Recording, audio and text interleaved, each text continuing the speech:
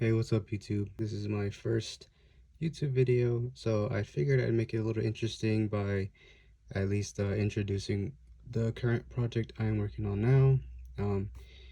Right here, these are Toyota Celica fenders, and at the moment I am currently working on seeing if I can somehow convert them to like the Z-Tune spec fenders that you see on the Nissan GTRs. They have that little corner pocket opening that extracts the air from the engine bay.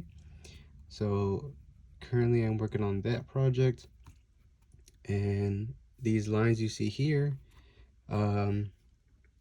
these are going to be next. So what this basically is if you've seen the Rocket Bunny kits, some of them have the wide fenders that have the bevel inwards right here. Kind of looks pretty cool because you can see the tire through this little insert when you look at it from the side.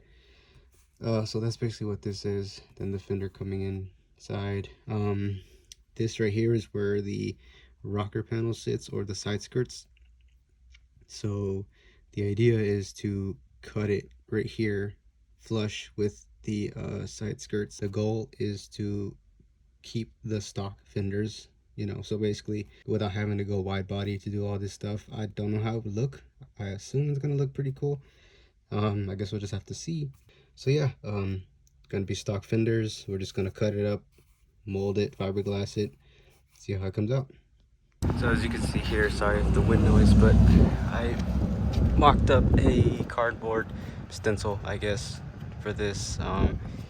Both sides, you see the opening there, and then of course when I fiberglass this, it's gonna shape mold backwards. But yeah, of course when I go to mold the fiberglass, I'm gonna put clear tape over it, over this piece, put clear tape over the paint. And the clear tape, basically what it does is just it allows the fiberglass sheet to cure without sticking to the surface. It's a little trick if you guys know about that. If not, then there's a little tip for you. If you ever want to fiberglass a mold on something and without having it stick, just lay some clear packing tape over it. So yeah, so that's basically how it looks. It may be a little small. I'm not sure exactly how big the Z-Tune fenders are, or the cutout is for the actual Z-Tune fenders. I would assume it's around that size. Maybe it doesn't look too big. And of course I tested it. You can fully open the door, so no restrictions there.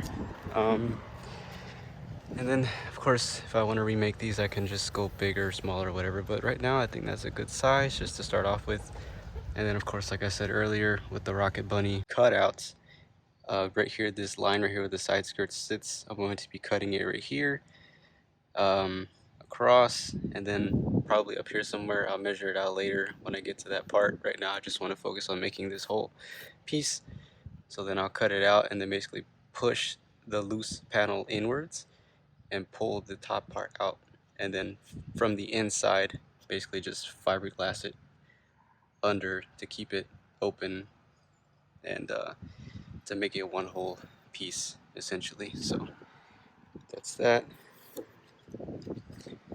So from this side, of course that's not going to be opened, it'll be closed. Then on this side as well, same thing.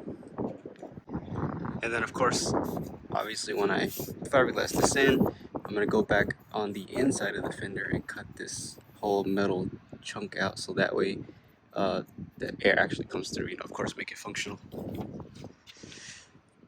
So that, and then the idea with doing this is basically just to